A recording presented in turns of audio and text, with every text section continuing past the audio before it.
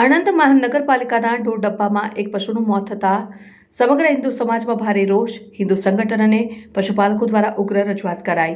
આણંદ મહાનગરપાલિકા દ્વારા છેલ્લા એક માસથી રખડતા પશુઓ પકડવાની કામગીરી હાથ ધરવામાં આવી છે. અત્યાર સુધીમાં 125થી વધુ રખડતા ઢોર પકડીને આણંદ રૂપાપુરા વિસ્તારમાં આવેલા ઢોર ડબ્બા પૂરવામાં આવ્યા હતા, પરંતુ ઢોર ડબ્બાની ક્ષમતા કરતાં 3 ગણા પશુઓ પૂરવામાં આવ્યા છે. ઢોર ડબ્બા, ઘાસચારા સહિત પાણી કોઈ વ્યવસ્થા ન હોવાથી કેટલાક પશુઓ બીમારીનો ભોગ બન્યા છે, જેમાં એક પશુનું મોત નિપજતા હિન્દુ સંગઠન સહિત પશુપાલકોમાં ભારે રોષ જોવા મળી રહ્યો છે. મનપા પાસે પૂરતી વ્યવસ્થા ન હોય તો કેમ પકડે છે? પહેલા પશુને રાખવાની વ્યવસ્થા કરી, ત્યારબાદ પશુને પકડવા જોઈએ, તેમ હિન્દુ સંગઠન દ્વારા આક્રોશ ઠાલવવામાં આવ્યો હતો.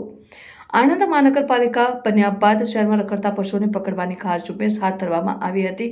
30 દિવસ દરમિયાન 125 વધુ રખડતા પશુઓ પકડીને ઢોર ડબ્બા પૂરી દેવામાં આવ્યા હતા, પરંતુ ઢોર ડબ્બામાં ઘાસચારાની પૂરતી વ્યવસ્થા ન હોવાથી અડધા પશુઓ ભૂખે મરી રહ્યા છે, જેના કારણે પશુઓની તબિયત લથડી રહી છે. મંગળવાર સવારે ઢોર ડબ્બામાં એક પશુનું મોત નીપજ્યું, જેની જાણ સ્થાનિક પશુપાલકો અને હિન્દુ સંગઠનને થતાં તેઓ રોષ વ્યક્ત કર્યો હતો.